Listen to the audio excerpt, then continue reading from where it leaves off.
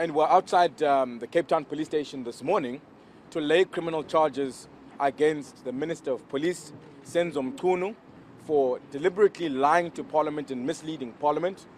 Minister Mchunu came to Parliament in March earlier this year to indicate and was asked by the committee whether he knew Mr. Brown Mokgotsi.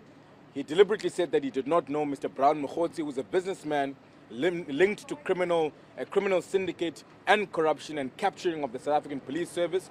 And later on, in July, on the 9th of July, came back and said he is his comrade and he is his associate that he knows. So that means he deliberately lied to members of Parliament, which breaks Section 27, and ultimately breaks the Powers and Privileges Act, which means that he deliberately misled Parliament and members of Parliament by trying to hold him accountable for what is now become a massive issue around criminal syndicates that have captured the South African Police Service. So as a DA, we're not going to sit idling by to watch ministers directly lying to Parliament, which is an accountability mechanism, and the only accountability mechanism South Africans have in the representatives of the people. So we are out here today taking action on the Minister of Police by laying criminal charges. We have done this just 9 days ago to the Minister of Higher Education and Training, which is now directly being investigated with the Hawks, which we actually met this morning. So meaning that these cases of corruption and lying to Parliament are being taken seriously, because it's tantamount to fraud to lie to Parliament. And there is precedence that has been set when somebody came to lie to Parliament in Tony Ngeni, who was arrested for doing so. So important for us to come and lay these criminal charges. The President has not said anything since landing back in South Africa on Tuesday and has not taken any action.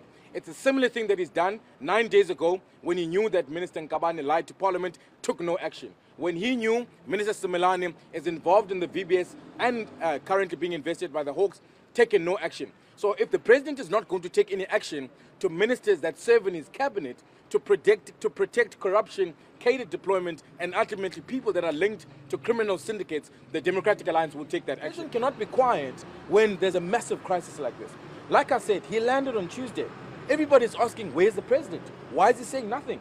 Why is he not acting on people that are defrauding Parliament and lying to Parliament? He must act with the same vigor that he intended to act in fighting corruption to make sure that our state-owned run entities and ultimately the departments actually live up to the standards that they need to live up on. He can't be silent. He was silent when Nkabane did nothing. She lied to Parliament. Very clear. There's things that have come out.